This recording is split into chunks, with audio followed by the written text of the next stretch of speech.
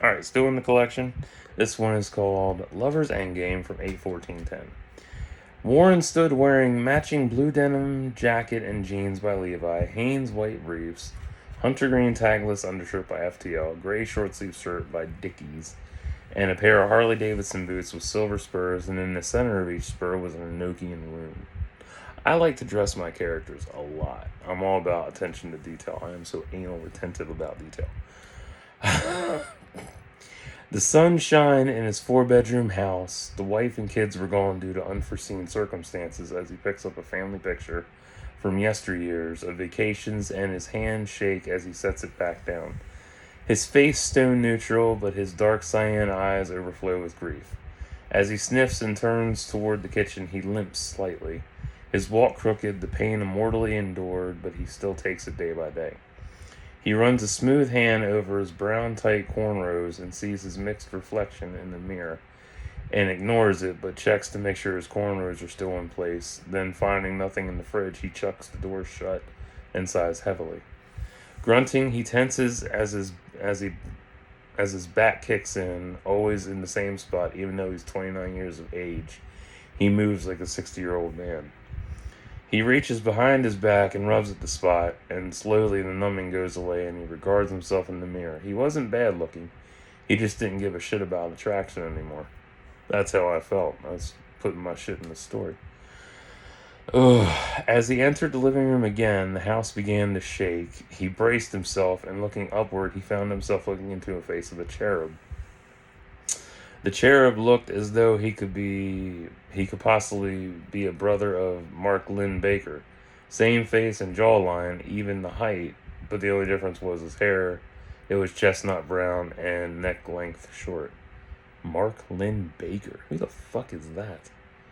Mark Lynn. Oh, somebody I knew. The cherub smiled and stood up clad in a white loincloth, and he picked Warren up and flung him into the wall, crushing the couch and family portrait above, then pounced him, holding an archangel blade to his throat. Right hand settled upon his left clavicle. Fuck you, Warren said, puffing and spitting blood in the cherub's face, which caused him to flinch, but he simply wiped off the blood with a flick and returned his hand to its place. You listen to me, you insignificant fallen. I came down here for one reason. All you gotta do is listen, plain and simple. If you can do that much, we'll get along so much better. But if not, then I have license to hang you, the cherub said bluntly. Then what do you want? Warren asked, panting a little slower now, as his back twitched and panged in steady rhythm. Then the cherub helped him sit up, and he straightened himself out on the floor, sitting there eyeing the cherub oddly. Simple, Warren. You're needed. No, I'm not going back. I'm done with this service. You don't understand. There's another war coming, and Gabriel's horn is lost. No one knows where it is until just a few minutes ago. How's that? Well, you do remember your little outburst upstairs when you broke the horn into your baby. Oh, which you broke the horn into your body. If by outburst you mean I took down 5 angels and fractured a Metatron's jaw, then left heaven cursing our maker, then yeah, I suppose, Warren smirked. I believe your last words were something along the lines of, let's see how you rally the troops into genocide again. Yep, that's what I said. Alright, and I still don't regret it. Personally, I love you, man, and after all, you were the Ark who led his troops into battle during the first war against Lucifer. But all that aside, by you breaking the horn, we thought you did a parlor trick on us. Ouch. Why would I do that? I did take Gabriel's horn and broke it against my body. Yes, well, we tried to remake it, but nothing worked. It would just fall in two every time, so truthfully, you should have been sent down with Lucifer, but he saw fit to have have your wings stripped, and the pain you've been having lately, your wings are trying to free themselves, because you see, after so many years, they do grow back slowly but surely.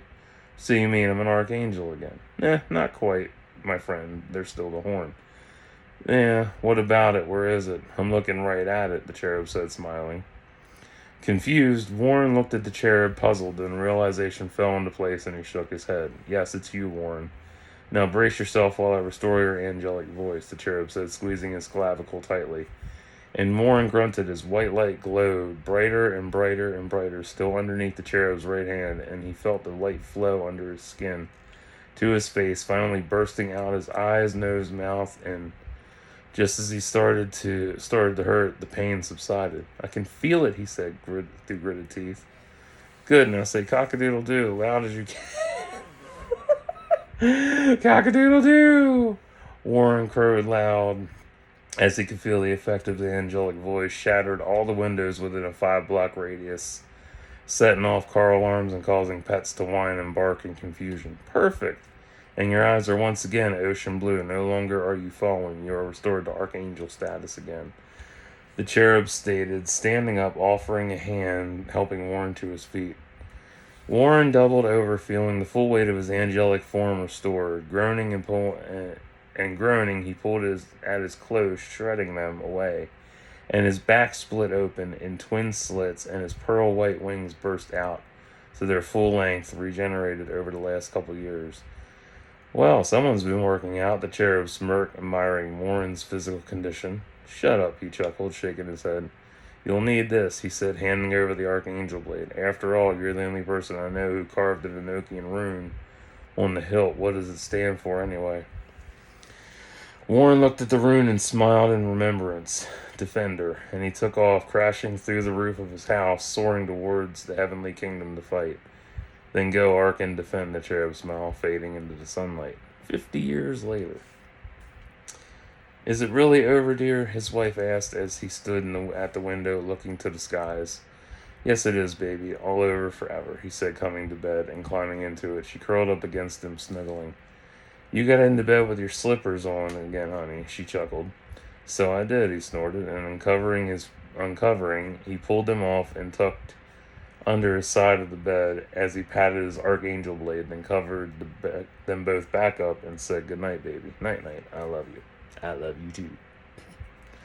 Yeah, that cock-a-doodle-doo shit, that's inspired by Rock-a-Doodle, actually.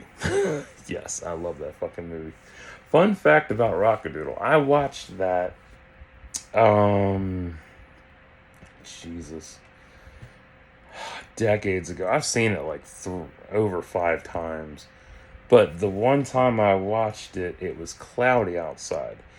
And when Chanticleer was singing, the clouds started to really part. And I was like, that's weird.